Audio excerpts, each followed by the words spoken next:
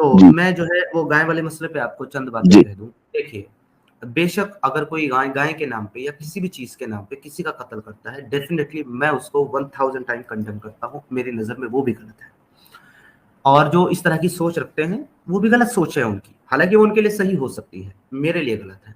अब मैं आपको यहाँ पे चंद बातें, एक और दो बातें यहाँ पे मैं अर्ज करूंगा। मैंने अपना स्टैंड पहले इसलिए क्लियर किया ताकि आपको कोई जो है इसके अंदर कोई वो इश्काल ना रहे, कोई बाकी चीज ना रहे।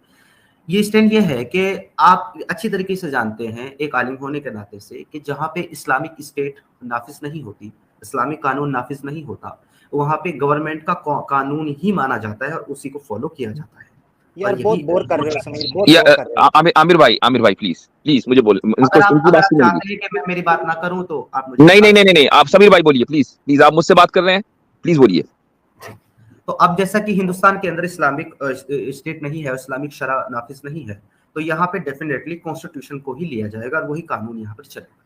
कॉन्स्टिट्यूशन क्लियरली कहता है slaughtering the cow is prohibited in the India. ये इलीगल नहीं, ये कहाँ लिखा हुआ है समीर भाई? ये आपने कहाँ से गलत कोट, ये गलत कोट कर रहे हैं। नहीं 5 स्टेट्स में है बस। और समीर भाई एक मिनट, आप आगे बढ़ने से पहले मैं थोड़ा सा क्लियर करना चाहूंगा। एक मिनट समीर भाई, एक मिनट। कॉन्स्टिट्यूशन का लफ्ज इस्तेमाल ना करें, कॉन्स्टिट्यूशन में नहीं लिखा हुआ है, कानून में लिखा हुआ है, और कानून भी सिर्फ 5 सूबों के लिए है, बाकी सूबों में नहीं है। चले मैं मेरी जो स्टेटमेंट है उसको करेक्ट कर लेता हूँ। कानून ये है हिंदुस्तान के अंदर, और आपके मुताबिक 5 स्टेट है तो मैं 5 ही ले लेता हूँ जी। मैं कहता हूँ 1 स्टेट में है, लेकिन ये कानून है कि अगर कोई गाय की हत्या करता है तो वो एक इलीगल ऑफेंस माना जाएगा जी, सजा, वो क्राइम है जी, ये हमारे इंडिया का कानून है। बिल्कुल। दूसरी बात, कुछ लोगों का यानी कि सनातनी लोगों का उसके साथ बिलीफ जुड़ा हुआ है जी। अगर आप उसको स्लॉटिंग करते हैं तो आप जो है वो 295 और 295A का भी उल्लंघन कर रहे हैं, क्योंकि आप किसी के बिलीफ को ठेस पहुंचा रहे हैं, हर्ट कर रहे हैं। जिस तरीके से आप सल्लल्लाहु ताला अलैहि वसल्लम को सिर्फ मोहम्मद कहने से ब्लास्फेमी होती है और मोमिनों का दिल दुखता है। हाँ, तो मैं यही आपको रोकना चाहूंगा। मैं यही रोकना चाहूंगा कि आपने कहा कि भाई चंद सूबों के अंदर, एक मिनट समीर भाई मेरी बात सुन लीजिए, कि आपने कहा कि चंद सूबों में यह कानून बना हुआ है, 295A का उल्लंघन होता है। मैं एग्री करता हूं कि जो आदमी गाय काटता है उन सूबों में और वो कानून तोड़ता है तो उसके ऊपर कानून के मुताबिक फैसला होना चाहिए, लेकिन हो ये नहीं रहा है। जिन लोगों के साथ आप हर दूसरे दिन स्ट्रीम कर रहे हैं, जैसे तुफैल चतुर्वेदी साहब, वो ये नहीं कह रहे हैं कि मैं केस करूंगा। वो अगर ये कहते तो मुझे कोई मसला नहीं था, वो ये कह रहे हैं कि मैं कत्ल करूंगा। दोनों में फर्क है। आप एक तरफ कानून का हवाला दे रहे हैं, एक मिनट, आप एक तरफ कानून का हवाला दे रहे हैं कि 295A का वायलेशन होगा, लेकिन क्या किसी को कत्ल की धमकी देना कानून के खिलाफ वर्जी नहीं है? और क्या आप इसको कट्टरता नहीं कहते? मैंने पहले कहा, आपको ये सवाल दोबारा ना पूछने पड़े, इसलिए मैंने अपना स्टेटमेंट पहले रखा कि मैं इसको गलत मानता हूं। उसके बाद मैंने दूसरी बात की है, जो इसके और जो पहलू हैं उनको भी देखना पड़ेगा मुफ्ती साहब, और वो ये साफ कहते हैं कि अगर आप किसी के बिलीफ को हर्ट कर रहे हैं, ठेस पहुंचा रहे हैं, किसी के सेंटिमेंट को हर्ट कर रहे हैं, तो डेफिनेटली ये भी गलत है। और इस्लाम के अंदर जो है, जब आप ये कहते हैं कि एक अमन परस्त मजहब है और इस्लाम एक सच्चा मजहब है और सबको जो है आजादी देता है, तो दूसरे के सेंटिमेंट तो हर्ट्स होने ही नहीं चाहिए हमसे। इवन आप ये कह रहे हैं नहीं, हम तो उसको देखिए, हम तो उसको प्रमोट भी नहीं करते, हम उसको प्रमोट नहीं करते हैं। मैं म्यूट हो जाऊंगा मुफ्ती साहब, आप बात कीजिएगा जी, गो अहेड। जब आप ये कह रहे हैं कि अगर कोई ऐसा करता है तो उसको कानूनी तौर तरीके से सजा दी जानी चाहिए, डेफिनेटली मैं आपके साथ अग्री करता हूं, लेकिन एक आलिम होने के नाते से और उम्मत के रहबरा होने के ताल्लुक से आप हजरात की ये जिम्मेदारी बनती है कि आप हजरात एक फतवा सादिर करें, बनाए कि आप जिस गवर्नमेंट के अंदर रहते हैं वहां ये इलीगल ऑफेंस है, तो अगर आप ऐसा काम कर रहे हैं तो आप इस्लाम के खिलाफ काम कर रहे हैं। क्या आप इस तरह का फतवा जारी करेंगे? मैं समझता हूं कि आप जिस जगह रहते हैं वहां से दारुल देवबंद कोई ज्यादा दूर नहीं है, और आपको मुझे हैरत है कि आपको ये मालूम क्यों नहीं है, क्योंकि आप अपने आप को कहते हैं कि मैं रिसर्च करके आया हूं। आपसे मुझे ऐसा पता चला था कि दारुल देवबंद ने इस तरह का एक फतवा दिया है, मैं आपसे कंफर्मेशन चाहता हूं, इसलिए सवाल तो दारुल देवबंद न सिर्फ ये कि एक मरतबा, हर मरतबा ईद उल अजहा के मौके पर अखबार में इश्तिहार देकर ये शाये करता है कि जिन सूबों में गाय की के ऊपर पाबंदी है वहां मुसलमान इससे एहतराज करें, ये उनके ऊपर जरूरी है।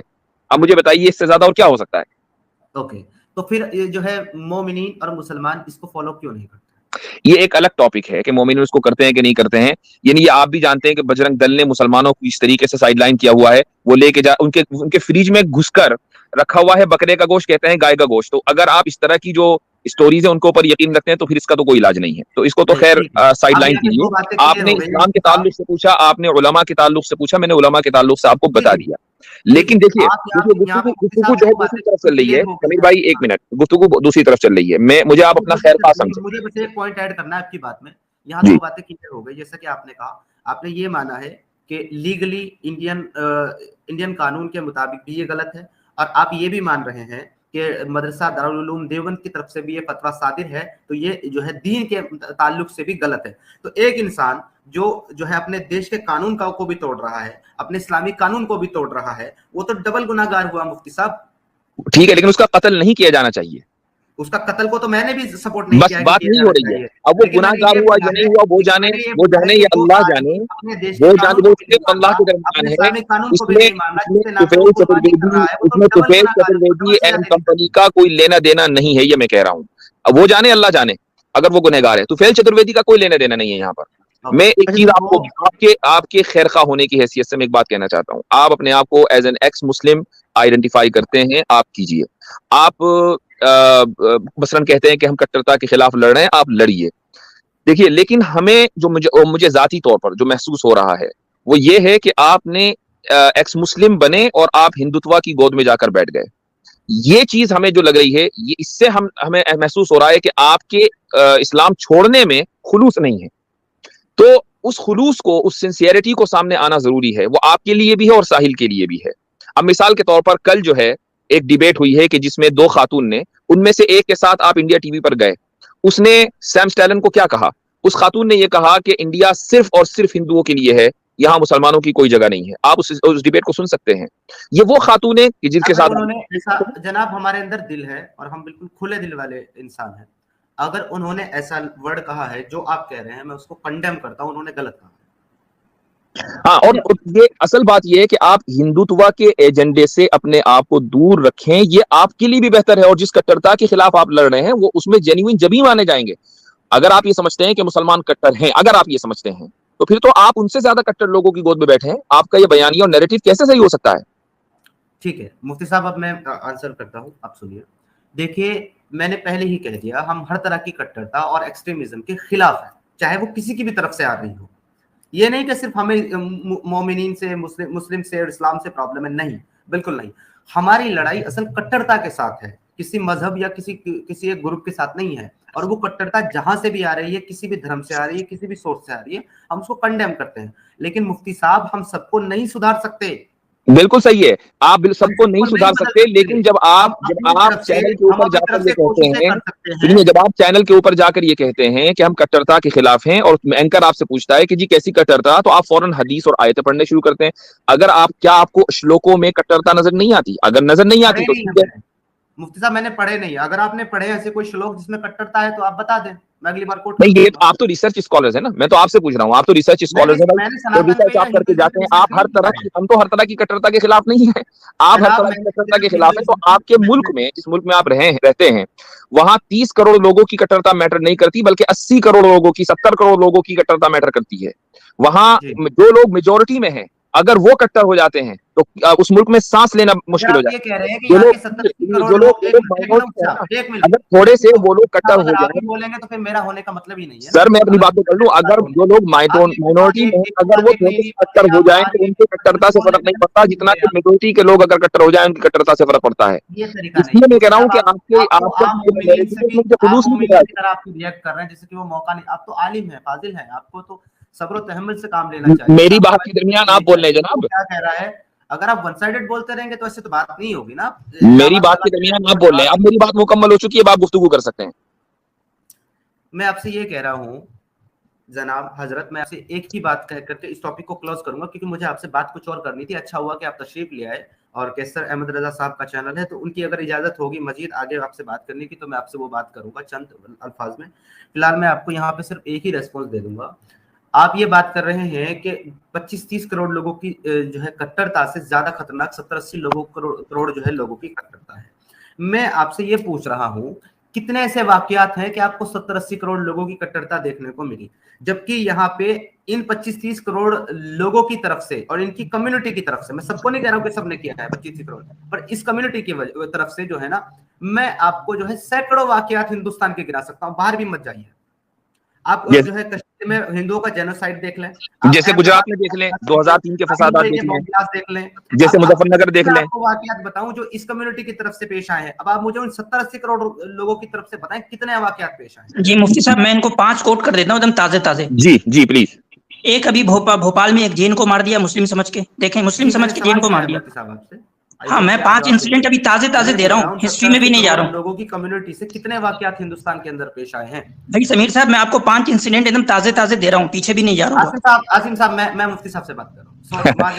चलिए ठीक है। गुजरात फसादात तो मुसलमानों ने किए होंगे, ठीक है, और उसके बाद बंबई में जो हशर हुआ वो भी मुसलमानों ने किए होंगे। मुजफ्फरनगर फसादात भी मुसलमानों ने किए थे भाई। रिएक्शन बता रहे हैं मुफ्ती साहब, आप रिएक्शन बता रहे हैं, मैं एक्शन पूछ रहा हूँ।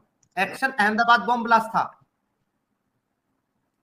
यानी आप ये समझते हैं कि साबरमती जो है वो स्टेज नहीं था, जबकि लालू प्रसाद यादव उसको स्टेज बनाकर गए, ये कहकर गए कि वो स्टेज था। ये लालू प्रसाद यादव की रिपोर्ट थी और वो रेलवे मंत्री थे, आपको याद होना चाहिए। नहीं, मैं इनकार कहां कर रहा हूं, मैं ये कह रहा हूं आप तो फिर रिएक्शन कैसा हुआ? रिएक्शन 1947 में जब उधर से मारकाट शुरू हुई। अच्छा, तो 1947 का रिएक्शन जो है वो 2003 का फसादात थे गुजरात के। मैं ये पूछ रहा हूँ वो फसादात किस बेस के ऊपर हुए थे मुफ्ती साहब, वो भी तो बताइए। मैं तो सिर्फ कट्टरता बता रहा हूँ भाई, आप ये पूछ रहे हैं। आपने मुझे बता दिया कश्मीर का मैसेज। आपके घर में अगर मैं घुस जाऊं हथियार लेकर के आपको मारने के लिए और आपकी फैमिली के 2 मेंबर को मैं कत्ल कर दूं, तो आप मेरा क्या करेंगे?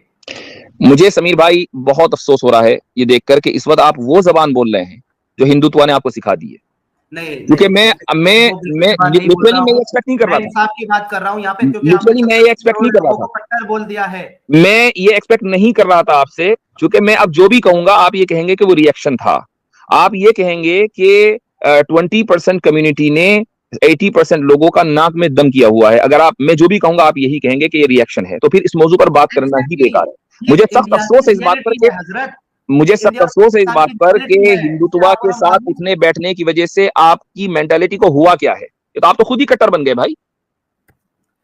अब देखिए, वो तो आपका अपना अकीदा है कि आप मेरे बारे में क्या गुमान करते हैं मुफ्ती साहब, मैं उसको तो नहीं बदल सकता। लेकिन जो मैं बात कर रहा हूं वो मैं जो है रेफरेंस के मतलब डॉक्यूमेंट्स के ऊपर बात कर रहा हूं, जो कि अवेलेबल हैं, जो कि प्रूवन है गवर्नमेंट में और कोर्ट में प्रूवन। मैंने भी प्रूवन ही बात की है।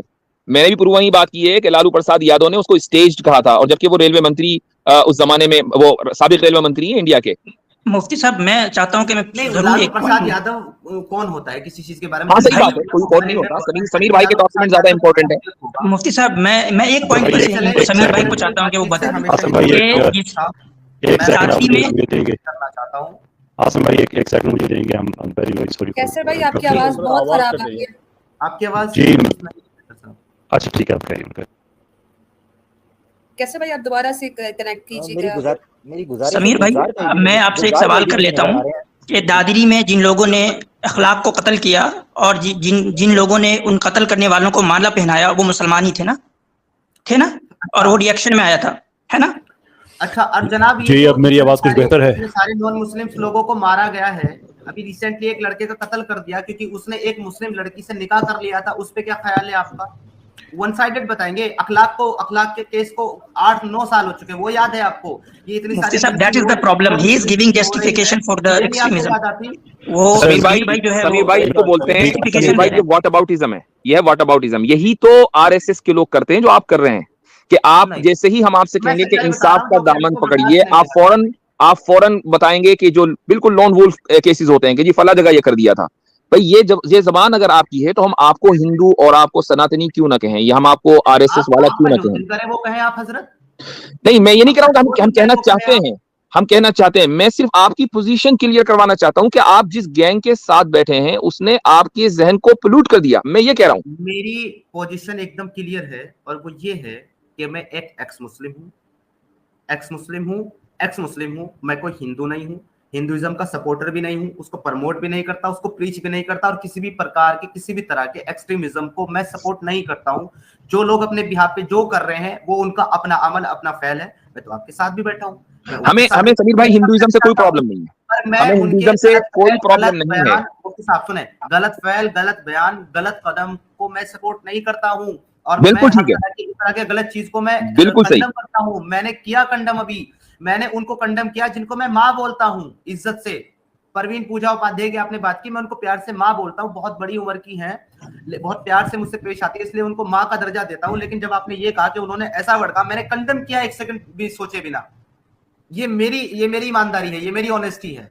आपने अभी हिंदुइज्म की बात की है, हमें हिंदुइज्म से कोई प्रॉब्लम नहीं है। हिंदुइज्म एक रिलीजन है, दुनिया में बहुत सारे रिलीजन हैं, हमें किसी रिलीजन से कोई प्रॉब्लम नहीं है। जो इस तरह की एक्सट्रीमिस्ट आइडियोलॉजी है जिनका एजेंडा यह है कि इंडिया में जेनोसाइड हो, हमें उससे प्रॉब्लम है। बस आप इत्तेफाक से उन लोगों के साथ हैं, अमन चाहते हैं, हम हर तरह की कट्टरता के खिलाफ खड़े हैं, अमन चाहते हैं, और अमन चाहते इसीलिए ये मूवमेंट चला रहे हैं मुफ्ती साहब, क्योंकि हमें चाहिए अमन।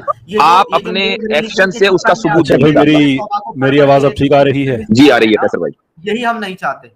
अच्छा, मैं एक सेकंड में, गुलजार साहब आए हैं तो अब चूंकि बड़ा हीटेड कन्वर्सेशन थी इसलिए मैं उस वक्त में बीच में नहीं, मैं बोला गुलजार साहब मैं आपको वेलकम करना चाहूंगा ऑन बोर्ड, बहुत बहुत शुक्रिया आपका।